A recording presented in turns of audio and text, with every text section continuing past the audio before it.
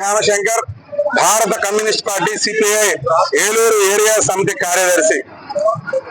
మొన్న రాజ్యసభలో కేంద్ర మంత్రి అమిత్ షా భారత రాజ్యాంగ నిర్మాత డాక్టర్ బిఆర్ అంబేద్కర్ గారిని అవమానకరంగా మాట్లాడుతూ పదే పదే అంబేద్కర్ నామ జపం చేస్తున్నారు. అదే ఏదన్నా దేవుణ్ణి స్మరిస్తే మీకు స్వర్గలోక ప్రాప్తి జరుగుతుందని అవమానకరంగా మాట్లాడడాన్ని భారత కమ్యూనిస్ట్ పార్టీ సిపిఐ తీవ్రంగా ఖండిస్తా ఉంది.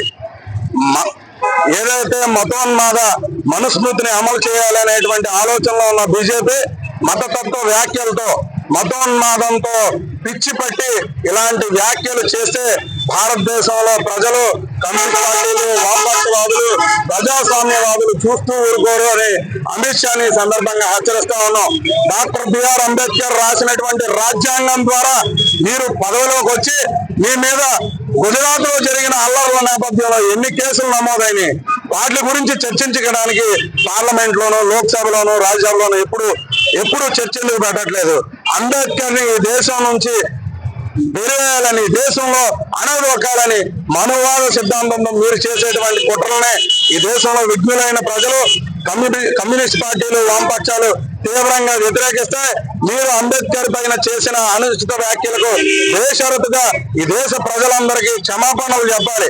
ఎందుకంటే ఈ దేశంలో ఉన్న ప్రతి ఒక్కరికి అంబేద్కర్ రాజ్యాంగాన్ని రాయడం ద్వారా మహోన్నత వ్యక్తిగా ఈ దేశ ప్రజల హృదయాల్లో నిల్చున్నాడు. ఆయన్ని కించపరిచేటువంటి వ్యాఖ్యలు మరొక్కసారి చేసే ప్రయత్నం చేస్తే దానికి తగ్గ పరిణామాలను ఎదుర్కోవాల్సి ఉంటుందని అమిత్ షాకి, బీజేపీకి ఈ సందర్భంగా తెలియజేస్తా ఉన్నాం.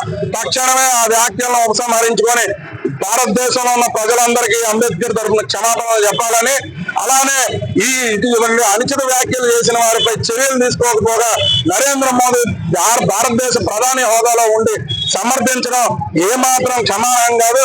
ఖచ్చితంగా బీజేపీ పార్టీ దాంట్లో ఏదైతే దాని అధ్యక్షులు ఉన్నారో అధ్యక్షుల దగ్గర నుంచి ప్రధానమంత్రి వరకు అంబేద్కర్ ని అవమానకరంగా మాట్లాడిన అమిత్ షా పై చర్యలు చేపట్టాలని ఈ సందర్భంగా డిమాండ్ చేస్తా ఉన్నాం. అందులో భాగంగానే ఏలూరు అంబేద్కర్ విగ్రహం వద్ద భారత కమ్యూనిస్ట్ పార్టీ ఆధ్వర్యంలో నిరసన కార్యక్రమం నిర్వహిస్తాం.